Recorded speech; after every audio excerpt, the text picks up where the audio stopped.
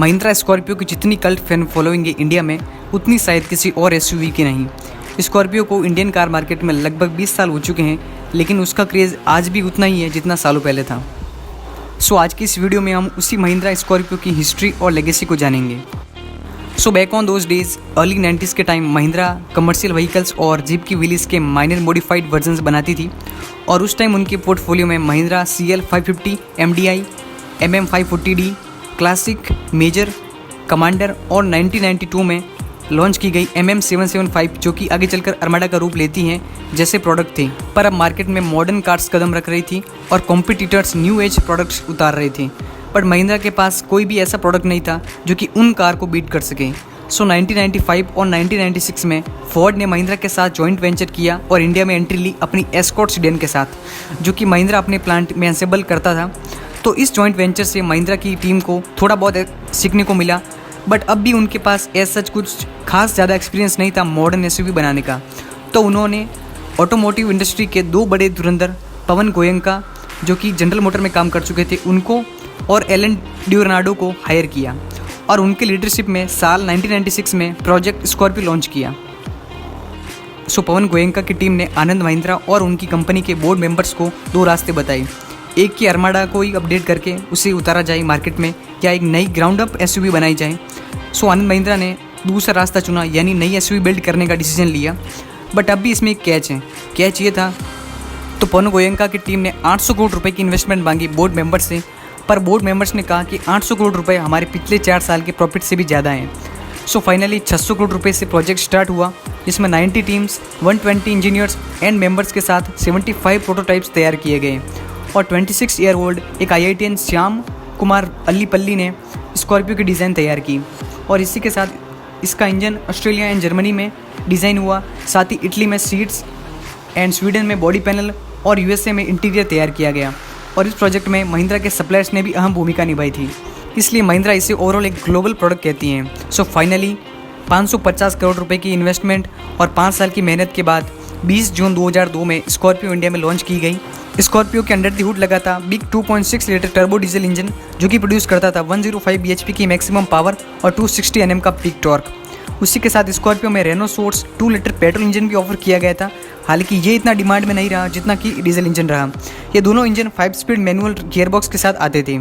इसमें फीचर्स के तौर पर एयर कंडीशनिंग, सिंगल डिन स्टीरियो स्लॉट, पावर विंडो मिलते थे, एंड इसकी प्राइसिंग भी 5.4 लाख से स्टार्ट होती थी और 6.35 लाख तक जाती थी, जो कि टोयोटा क्वालिस से 60,000 सस्ती और टाटा सफारी से तकरीबन 2.5 लाख सस्ती थी। इसके दमदार लुक्स, रोड प्रेजेंस और बजट में होने से ये इंस्टेंट हिट हो गई इंडिया में। फिर साल 2006 में स्कॉर्पियो को मिला एक फेसलिफ्ट यानी अपडेट। इसके साथ इसमें अब कॉस्मेटिक एंड मैकेनिकली इंप्रूवमेंट किए गए। इसमें 43 चेंजेस किए गए थे ओवरऑल, जिसमें 5 zone cushion suspension, sliding middle row seats, alloy wheel, new tail lamp, tilt adjustment steering wheel, new MID, hood scoop जैसे फीचर्स ऐड किए गए। उसी के साथ अब इसका इंजन पहले से थोड़ी ज़्यादा 160 bhp की पावर एंड 260 Nm का पीक टॉर्क प्रोड्यूस करने लगा। ये भी 5 स्पीड मैनुअल ट्रांसमिशन के साथ पेड था। Then couple of years after 2009 में Mahindra and Mahindra once again come back with Scorpio second generation के साथ। इसमें स्कॉर्पियो के हृदय में परिवर्तन किया गया, यानी अब इसके अंडर द हुड लगा था 2.2 लीटर एमहॉक डीजल इंजन, जो कि प्रोड्यूस करता था 180 bhp की मैक्सिमम पावर, 280 Nm का peak torque.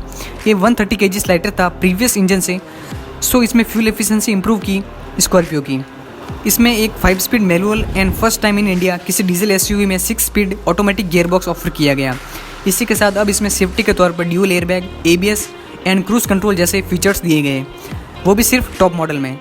And cosmetic update में new headlight housing, redesign hood जैसे डिज़ाइन चेंजेस किए गए। और इसी के साथ महिंद्रा ने स्कॉर्पियो के सक्सेस को देखते हुए स्कॉर्पियो का पिकअप ड्यूअल कैब वेरिएंट यानी गेटवे लॉन्च किया, बट वो इंडिया में इतना नहीं पॉपुलर हुआ जितना कि स्कॉर्पियो हुई। सो अब 2012-13 में टाटा मोटर्स ने भी लॉन्च की अपनी सफारी स्टॉर्म, जो कि अब स्कॉर्पियो से इन features and convenience wise better दिखने लगी। सो महिंद्रा ने फिर एक बार 2014 में स्कॉर्पियो की 3rd जनरेशन इंडियन मार्केट में उतारी, बट महिंद्रा ने XUV 500 की सक्सेस के बाद भी स्कॉर्पियो में लेटर ऑन फ्रेम चेसिस दी, जो कि इसे रगेड एंड टफ बनाती थी। वही XUV 500 मोनोकोक चेसिस पर बिल्ड SUV थी। स्कॉर्पियो में वही 2.2 litre mHawk diesel engine carry forward किया गया माइनर अपडेट के साथ।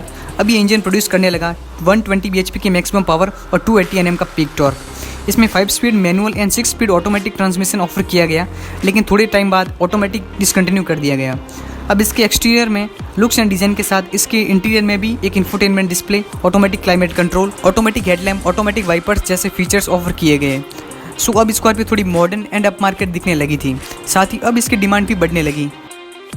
फिर 2 साल बाद 2017 में स्कॉर्पियो को मिड लाइफ अपडेट मिला और अब इसमें 2.2 लीटर एमहॉक डीजल इंजन को नए टर्बो चार्जर के साथ उतारा गया, जो कि प्रोड्यूस करता था 140 वॉट्स पावर एंड 320 Nm का पीक टॉर्क। और फाइनली स्कॉर्पियो में 6 स्पीड मैनुअल ट्रांसमिशन भी दिया गया।